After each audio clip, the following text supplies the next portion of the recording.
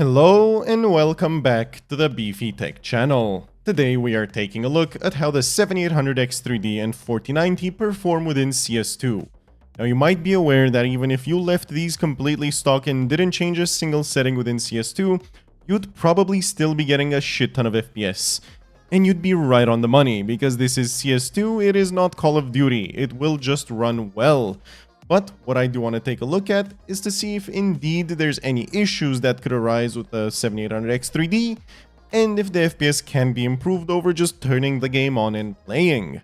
Let's see how the performance holds up. Now look, truthfully, I am fully aware that a 7800X3D does not perform as well as a 13900K or KS within CSGO. This game is extremely dependent on frequency, and 7800X3D only has 5050 MHz to work with.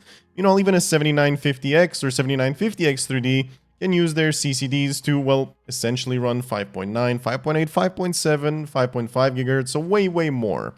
And same for Intel, they can basically push their frequency significantly more. But even if you just have a 7800X3D, completely stock default settings, you're seeing 5 to 700 FPS no matter what, so that's pretty fine. But let's see how the 1% lows hold up. And what you may notice is that the 1% lows are actually freaking trash on the 7800X3D, especially for this game. There is a fix for this though, so do not fret, you're not stuck with absolutely trash 1% lows and insane averages. You can indeed fix this quite easily. So what you may notice is that we're averaging roughly 600 FPS through most of the map. If we wanted to fix this, it would be quite simple. So I'm going to close the 1% lows, I'm going to tab out of the game quickly. Now that we've tabbed out of the game, you're going to go over to Revi Tuner Statistics, which you get once you download MSI Afterburner, which I'm also using for the overlay.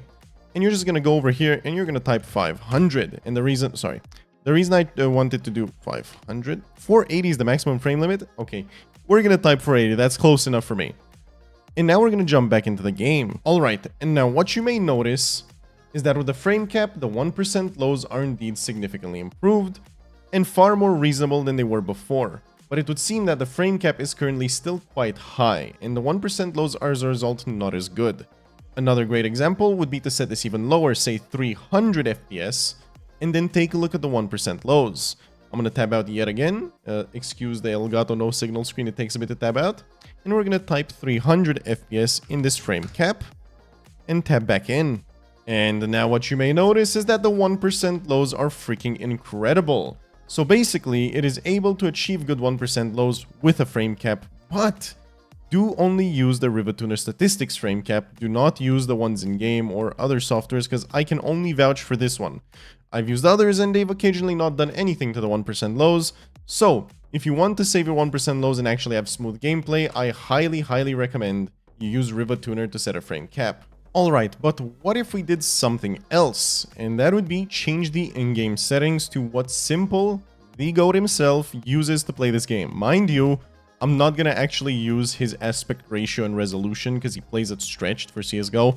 I'm gonna stick with 1440p for this, but I'm gonna go into advanced video, and I'm gonna minimize the MSI Afterburner HUD overlay, and then I'm gonna change all of this to exactly what Simple uses. Give me just a second.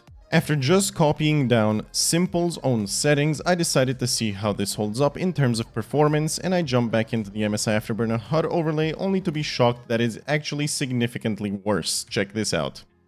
So what you'll be noticing is that the FPS isn't actually any better, and the 1% lows are dipping way below 200 now, which wasn't even the case before with completely stock settings. So why did this happen? Well, most likely Simple's playing on an Intel system, not that I know, but I'm assuming so.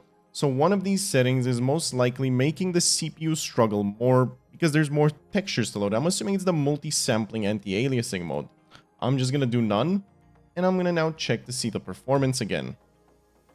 And would you look at that? So the 1% lows aren't really better, but the averages are significantly better. Obviously though, now you've got a lot of jagged edges because you've got the multi-sampling like mode over there set to the lower setting, but it's still not bad enough to where, you know, I don't know, the 1% lows are still ass. So in the end, I don't think it really matters which one you use, to be entirely honest with you. The only real fix for 1% lows that I found is the Revi Tuner Statistics fix, because otherwise you're just dealing with what is essentially not a smooth game despite getting like 600-700 FPS. So what's my final verdict? Honestly, set all your settings to ultra or whatever looks best to you, or just set the settings honestly to whatever you think looks best and is easiest to see with, and cap your frame rate to monitor refresh or 300, because if you're on a rig like this with a 7800X3D, you're easily going to be doing 300, and when you're capping to 300, your 1% lows are like, what, 280, 290, which at that point the game would feel so smooth, it doesn't particularly matter that you're missing out on like 200 average FPS, which you can't anyway see if your monitor refresh rate cannot reach that. So, this is back with a frame cap at 360, and the only reason I decided to cap it there is just to prove a point. So as you may notice, the 1% lows are actually really solid still. They're not as good as when I was set to 300, but they're still good enough to where you wouldn't have any issues. And I'm just trying to do some performance testing, bots, come on. And basically, if you have a 360Hz monitor and cap at 360, you are good to go. You don't need to worry about it even on the 7800X3D, because your 1% lows will be perfect.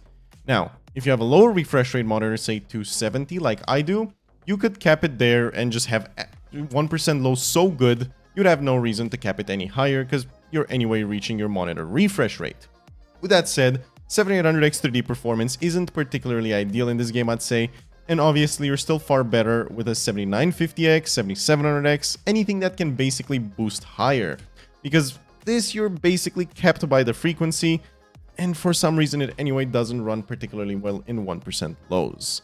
But with that said, guys, I hope you enjoyed the video and I hope you found it helpful. If you want to see more videos like this, do make sure to like and subscribe, because I do this quite often with new games. Have a good one and enjoy.